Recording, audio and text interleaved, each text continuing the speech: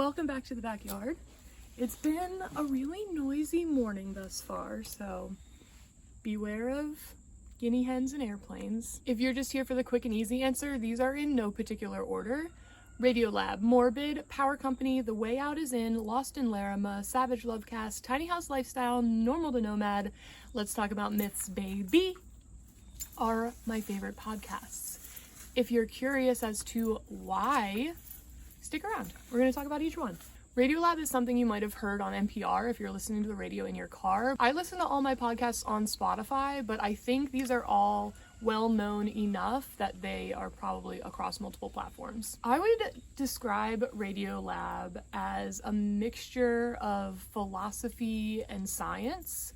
There's a lot of basically the study of humanity and just the interesting things that go on this planet. Like if you were an alien species and you wanted to learn about Earth really, really quickly, I'd probably tell you to listen to RadioLab. The episode I listened to recently is all about triage in the wake of Hurricane Katrina. It's called Playing God. When people are dying and you can only save some, how do you choose? Dun dun dun. So if you're interested in learning something or feel like you're stimulating your brain, that is absolutely a good one to start with. I've put these into 3 categories. We're starting with the expanding your brain and stimulating your brain cells learning category. Next on that list is the Power Company, which is all about rock climbing. The earlier episodes feature Alex Honnold in, not the wake, like the opposite of the wake, the preamble. In the days, weeks, maybe months leading up to rock climbing being in the Olympics, Alex Honnold did this project with the other host of Power Company, and they talk all about just training for climbing, the different elements that go into it, like the community, the social aspect of it. If you are a climber, absolutely listen to it, hands down. Next on the learning list is Let's Talk About Myths, Baby. I found this a really long time ago, and she is still going strong.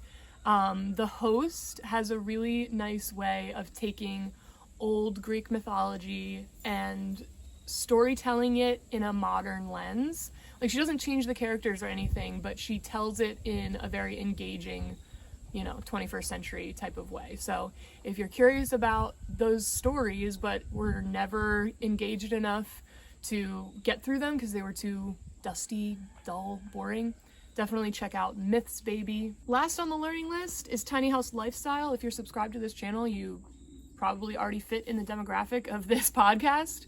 I'm going to read you off a few titles so that you can get an idea of what topics they go over. Can a successful entrepreneur live in a van? Buyer Beware, How to Work with a Tiny House Builder, and the ups and downs of living as full-time nomads. Tiny House Lifestyle has one host who's like a really friendly feeling personality, and he interviews different people who are in the tiny house community. Excuse me, ma'am. Can I help you?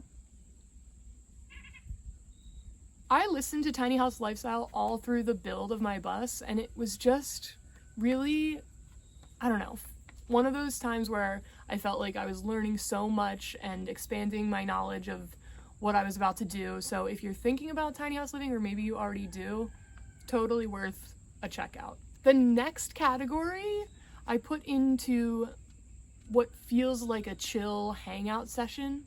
Like the hosts are just really laid back, make you feel at home, make you feel like you're in the room in the conversation with them. Sticking to the tiny living theme, I'm going to move on to Normal to Nomad, which is Baron and Elsa's podcast. They have gone from living in a scamp trailer to building their own home on their property, which they are, I think, planning to homestead. But they're totally off-grid, very cool outdoorsy people, and they answer pretty much any question you could possibly have about that lifestyle. Next on the list is Morbid, which is what I personally listened to for most of my last road trip. Morbid is a true crime podcast, which I know is not for everybody, but they also do some like spooky ghost story type stuff. If you want to just dip your toe in and you're not sure if you're gonna like it, try a Listener Tales episode. But there are 2 hosts that are family members, and they just, hang out, shoot the shit, talk about some creepy stuff. What I liked to do is find a multi-part story and download all of those parts and just listen to the whole thing for like an hour, hour and a half, sometimes 2 hours.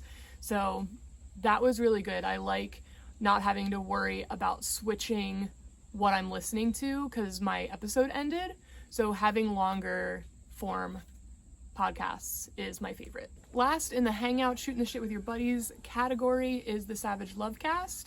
If you haven't heard of it already, I'm pretty surprised. I believe Dan Savage started as like a magazine writer. People would write in questions about their love life and he would respond back to them, and now it's in podcast form. I just think it's really interesting to hear all the different things that you could possibly encounter when navigating romance on this planet with other human beings. Because the spectrum is so large and you might come across something that applies to you and you didn't even know that you needed to hear that advice. And he's just an awesome host. He's very funny, easy to listen to. The last category is outliers. I have 2 podcasts that I absolutely had to tell you about, but I wasn't sure how to describe them or where to put them. The first is called The Way Out Is In. This was recommended me by a dear friend of mine. It is a very calming, enlightening podcast that is hosted by a Tibetan Buddhist monk and a man who, I don't know how to describe him. He lives near the monastery and is very good friends with this monk. They talk about different teachings, what we can take away from them, how they apply to modern day. It always ends with a little meditation, so if you're driving, definitely, keep your eyes on the road. I think you absolutely can meditate while you're driving. I think you can meditate while you're doing almost anything, but keep that in mind. If you're inclined to close your eyes while you meditate, maybe skip this one, but it's just at the very end. So you'll have the whole podcast episode discussing whatever is the topic of the day, and then there's a little 5 or 10 minute meditation at the end. Okay, last one. Saved the best for last. It is called Lost in Larrimah.